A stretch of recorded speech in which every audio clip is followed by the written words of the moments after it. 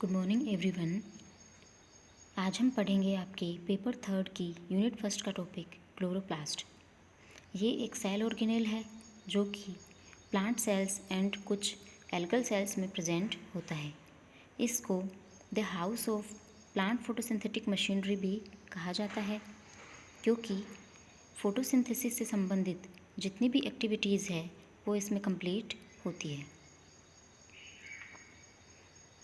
तो चलिए शुरू करते हैं। सबसे पहले क्लोरोप्लास्ट से संबंधित जितनी भी आउटलाइंस हैं उनसे। सबसे पहले हम बात करेंगे टाइप्स ऑफ प्लास्टिड्स के बारे में। नेक्स्ट हम पढ़ेंगे इसकी हिस्ट्री के बारे में। देन हम बात करेंगे इसके डिस्ट्रीब्यूशन के बारे में। और नेक्स्ट हम चर्चा करेंगे chloroplast as semi autonomous organelle. इसके बाद में हम पढ़ेंगे इसका केमिकल कंपोजिशन। नेक्स्ट हम पढ़ेंगे क्लोरोप्लास्ट की अल्ट्रास्ट्रक्चर। इसके बाद में हम बात करेंगे क्लोरोप्लास्ट के बायोजेनेसिस के बारे में। सेकेंड लास्ट हम पढ़ेंगे क्लोरोप्लास्ट का सिम्बायोटिक ओरिजिन। सबसे लास्ट में हम पढ़ेंगे क्लोरोप्लास्ट के फंक्शन।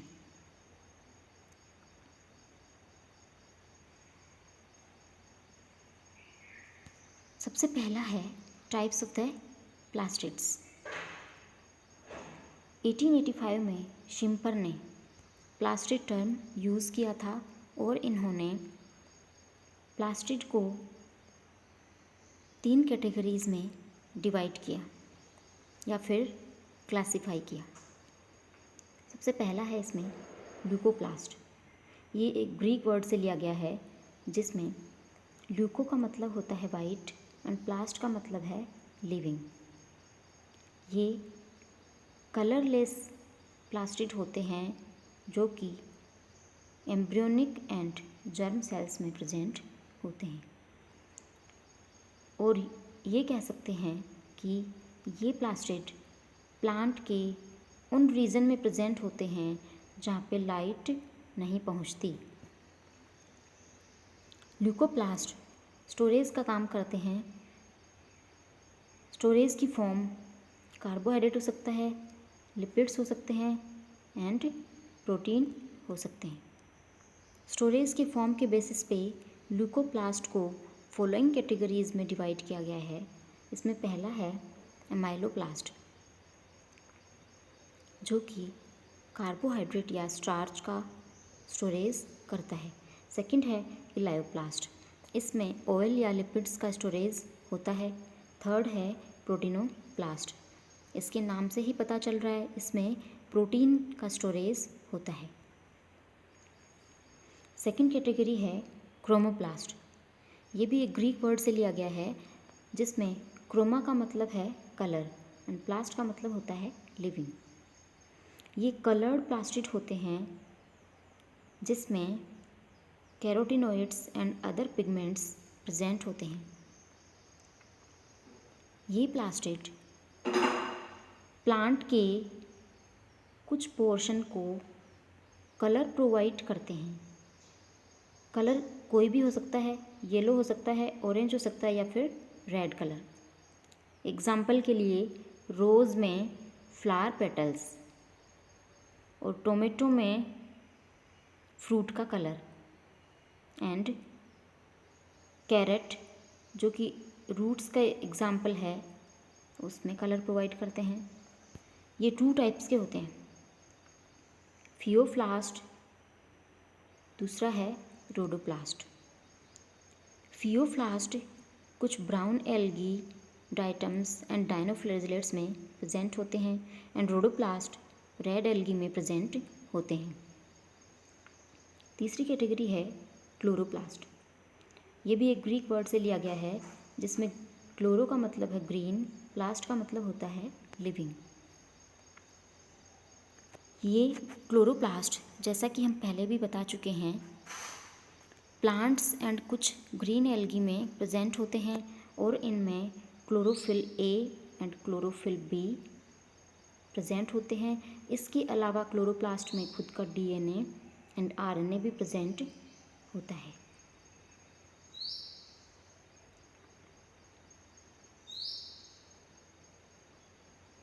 नेक्स्ट है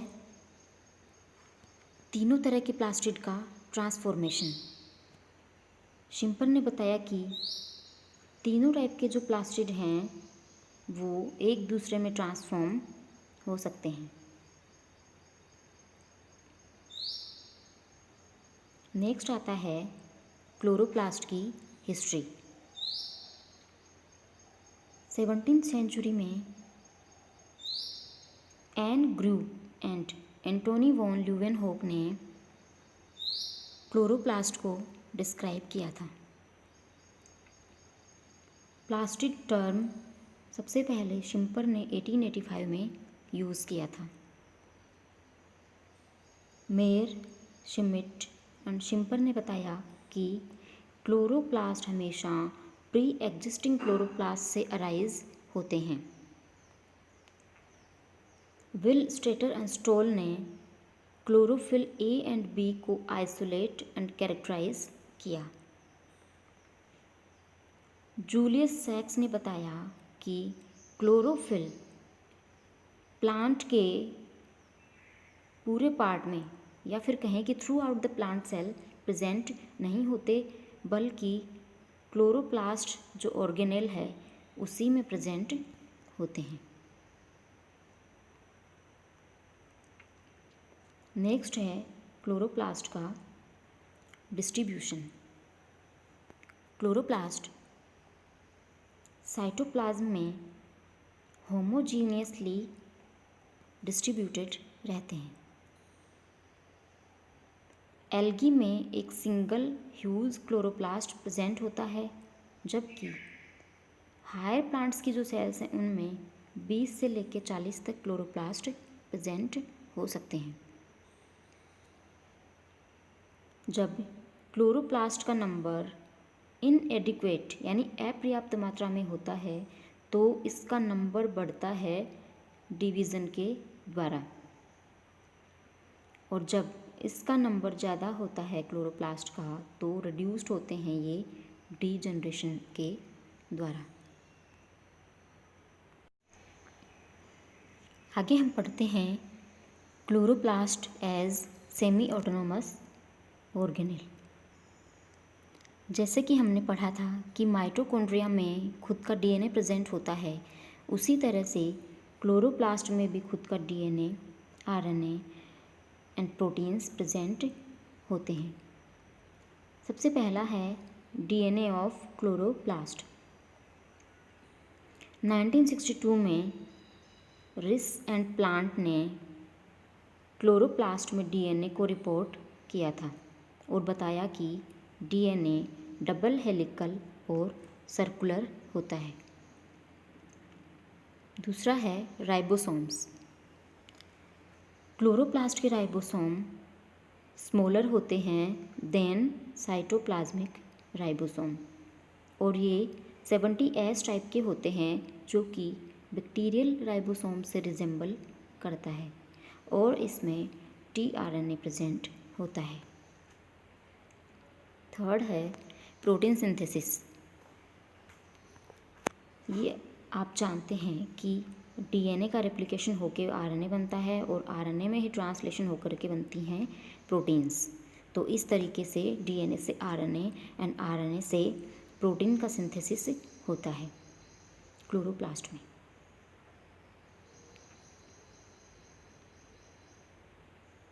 नेक्स्ट हम पढ़ते हैं क्लोरोप्लास्ट का केमिकल कंपोजिशन। सबसे पहला है इसमें प्रोटीन। ये ड्राई वेट का 35 to 55% होती हैं और इसमें भी 80% इनसोल्यूबल प्रोटीन्स होती हैं। सेकंड है लिपिड्स। ये ड्राई वेट का 20 to 30% होती हैं और इसमें 50% fats, 20% sterol, 16% wax and 2 to 7% phosphatides present होते हैं। थर्ड है कार्बोहाइड्रेट्स। ये वेरिएबल होते हैं like starch, sugar, phosphates 3 to 7% होते हैं। फिर आता है क्लोरोफिल। ये 9% होता है। इसमें से 75% होता है क्लोरोफिल ए एंड 25% होता है क्लोरोफिल बी। देन आता है कैरोटिनोइड्स, ये 4.5% होते हैं। इसमें भी 75% होता है जैंथोफिल एंड 25% होता है कैरोटीन। नेक्स्ट है nucleic acid, RNA. RNA 3 to 4% होता है एंड डीएनए 0.02 से 0.1 से कम इसके इक्वल क्वांटिटी में प्रेजेंट होता है, यानी कि क्लोरोप्लास्ट में आरएनए की क्वांटिटी डीएनए से ज़्यादा होती है।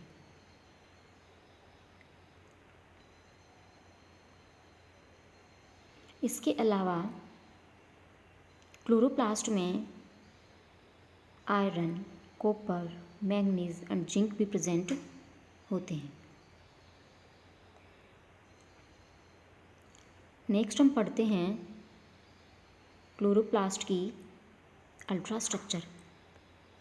क्लोरोप्लास्ट की अल्ट्रा स्ट्रक्चर में 3 मेन कंपोनेंट्स हैं। इसमें पहला है एनवेलप।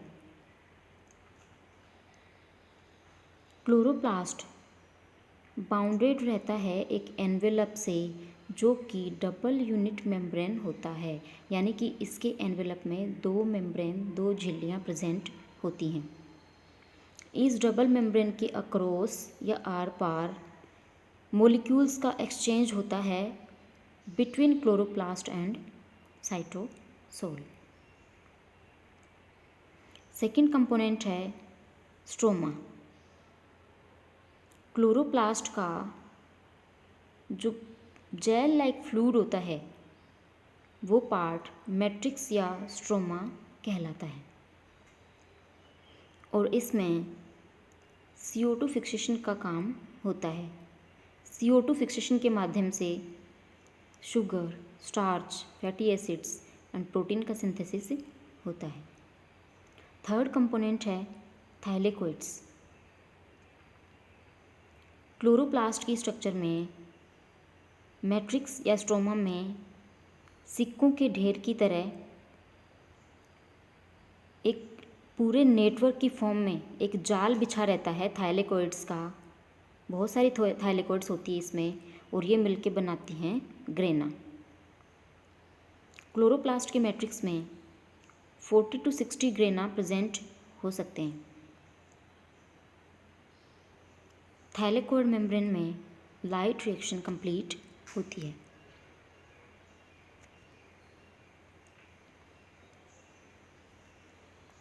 यहाँ पे आप डायग्राम के थ्रू क्लोरोप्लास्ट की स्ट्रक्चर को देख सकते हैं। जैसे कि हमने पढ़ा था, पहला कंपोनेंट था एनवेलप जो कि 2 झिल्लियों से मिलके बनता है। इसमें बाहरी झिल्ली आउटर मेम्ब्रेन और अंदर वाली झिल्ली है इनर मेम्ब्रेन, और इसका जो जेल लाइक फ्लूइड था वो स्ट्रोमा कहलाता है। इसमें सिक्कों के ढेर की तरह प्रेजेंट होती हैं थाइलेकोइड्स और इनके बीच में ल्यूमेन प्रेजेंट होती है। थाइलेकोइड्स का जो पूरा नेटवर्क है वो कहलाता है grana.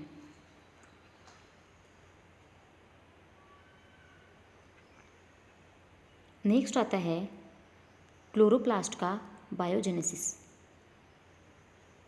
Chloroplast de novo originate नहीं होते हैं।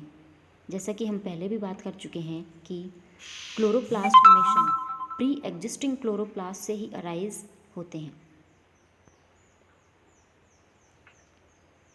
और क्लोरोप्लास्ट मल्टीप्लाई करते हैं फिजन के द्वारा, यानी इसमें एक जो सेल है वो डिवाइड होकर मल्टीपल सेल्स का फॉर्मेशन करती है। क्लोरोप्लास्ट के डेवलपमेंट के दौरान जो सबसे पहली स्ट्रक्चर बनती है उसको बोलते हैं प्रोप्लास्टिड, और ये प्रोप्लास्टिड डेवलप होता है क्लोरोप्लास्ट में।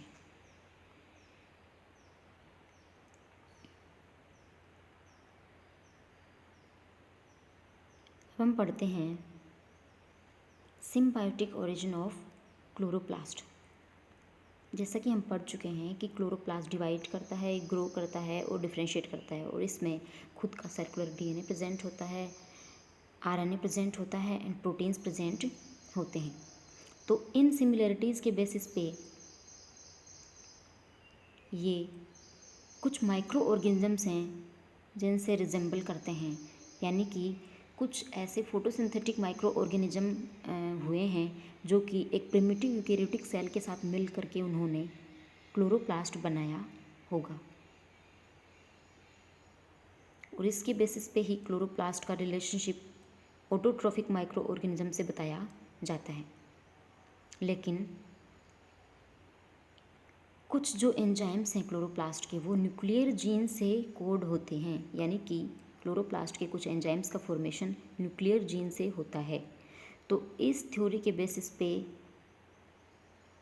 ये जो इनकी रिलेशनशिप है ऑटोट्रोफिक माइक्रो ऑर्गेनिज्म से, ये रिलेशनशिप इनकी डाउटफुल प्रतीत होती है।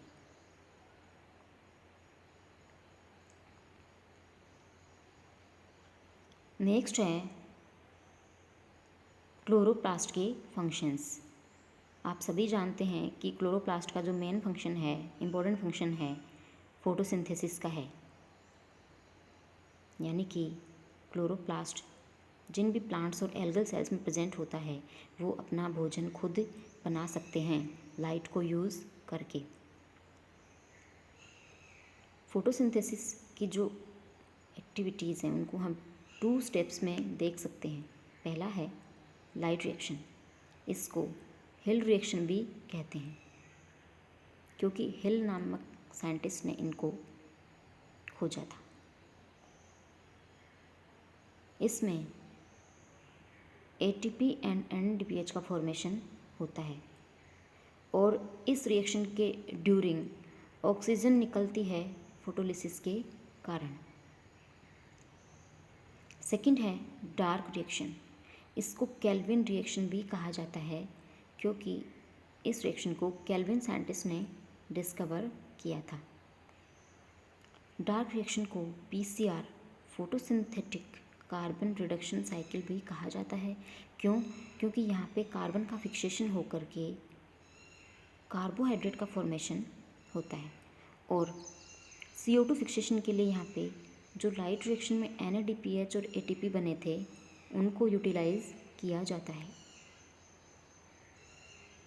डार्क रिएक्शन जो है वो क्लोरोप्लास्ट के स्ट्रोमा पार्ट में होती है।